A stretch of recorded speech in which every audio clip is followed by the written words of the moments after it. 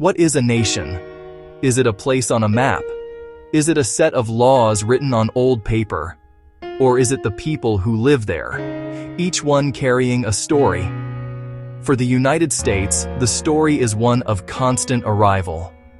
People have been coming to this land for centuries. They did not come all at once. They came in waves. We can think of this long history as 6 great waves of immigration.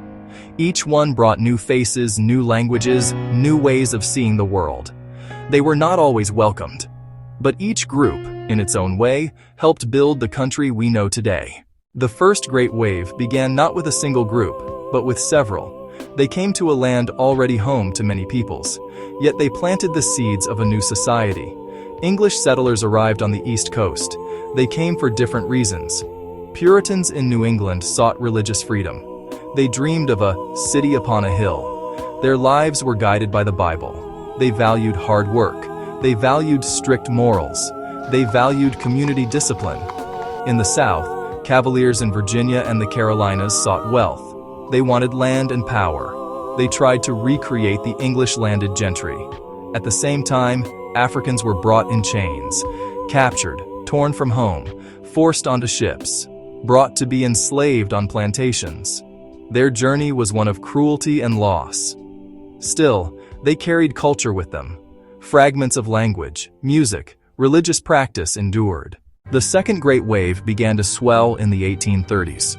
The nation was growing, and so was its need for labor. This wave brought millions of people from Northern and Western Europe. The 2 largest groups by far were the Irish, the Germans. They were different from the earlier English settlers. Many were poor, many were not Protestant. Their arrival would test the young nation's ability to absorb new people. For the first time, America became a place of mass immigration. The cities on the East Coast began to change: Boston, New York, Philadelphia. They grew crowded and noisy. The sound of new accents filled the air.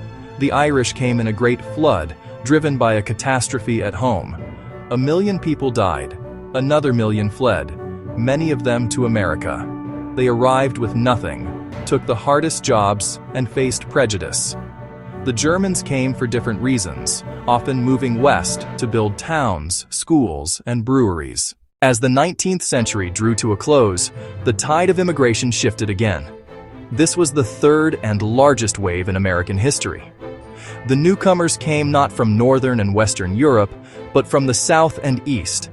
Millions of Italians, Poles, Russians, Greeks. Among them were vast numbers of Eastern European Jews. They looked and sounded different, spoke unfamiliar languages, and worshipped in Catholic, Jewish, and Eastern Orthodox traditions. They came to escape poverty, land shortages, religious persecution. Many Italians planned to earn money and return. They were called birds of passage. For Jews in the Russian Empire, pogroms and harsh laws made America a refuge. They transformed cities, clustering in neighborhoods like the Lower East Side and Boston's North End. You could hear Italian, Yiddish, Polish, smell garlic, olive oil, and baking challah. Italians centered on famiglia and paesani, Jewish life on synagogue, Yiddish newspapers, and aid societies. Their legacy is in our food and in the labor that built subways, skyscrapers, and dams. Jewish immigrants led in garment unions. Their descendants shaped Hollywood, science, and culture. This wave proved America could be a nation of many faiths and cultures side by side. After decades of massive immigration, the doors to America began to close. A powerful backlash had been growing against the new immigrants. Some old-stock Americans feared newcomers from Southern and Eastern Europe could not be assimilated. They worried about jobs, lower wages, and dangerous ideas like anarchism and socialism. War and revolution heightened these fears. A restrictive vision took hold, based on race and national origin.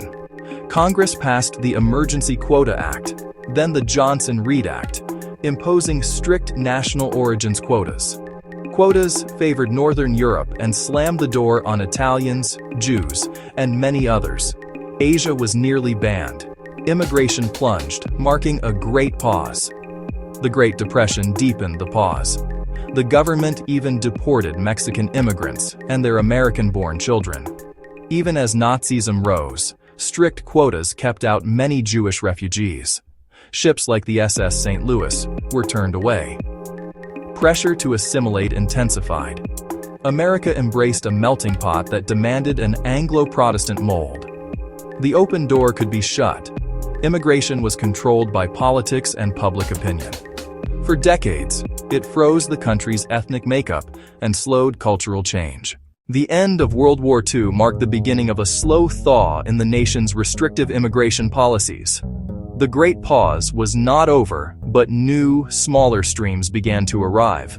The fourth and fifth waves.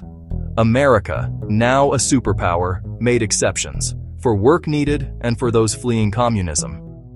The Bracero program brought Mexican men on short-term contracts to fill wartime and post-war farm and ranch labor.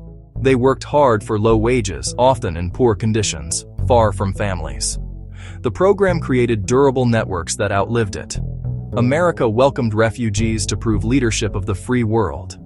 Thousands of Hungarians and a much larger wave of Cubans were admitted and embraced as anti-communist heroes.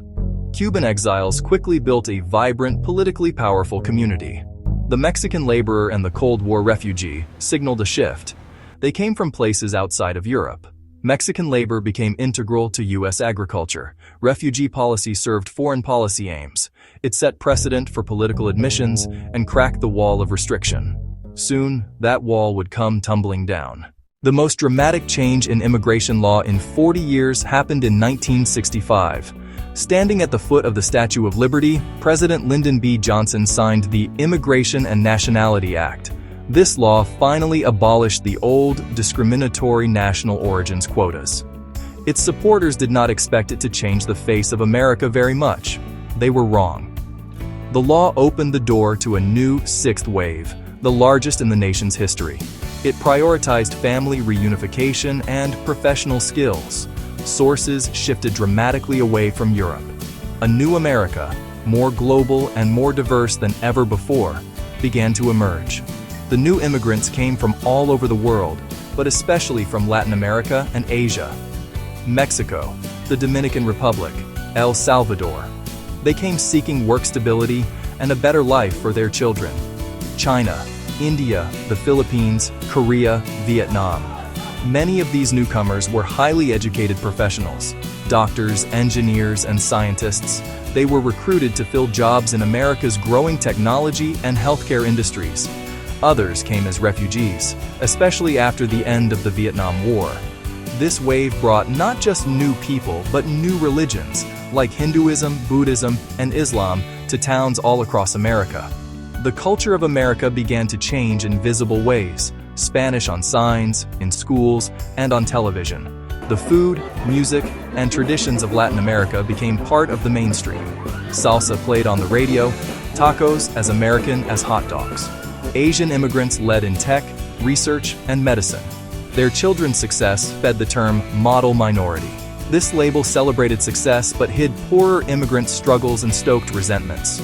The modern wave sparked debates on border security, undocumented immigrants, and assimilation versus multiculturalism. The story of the United States is a story of waves. From the first Puritan ships to the modern jetliners arriving from across the Pacific, waves of people have washed over this land, each one leaving it changed.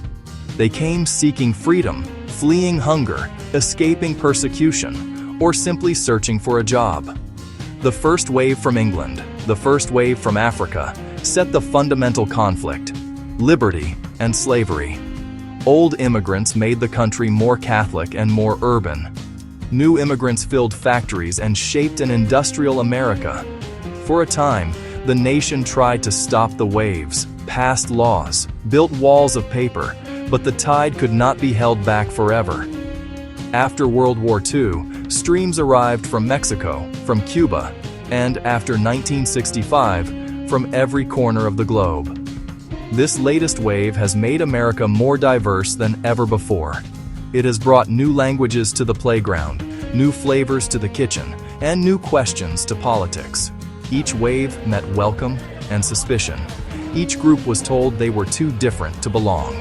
But each in turn became part of the American fabric. They did not simply melt. They added unique threads, making the pattern richer and more complex. The result is not a finished tapestry, but one constantly being rewoven. It is the story of how a nation of immigrants was built and how it is still being built. One person, one family, one wave at a time.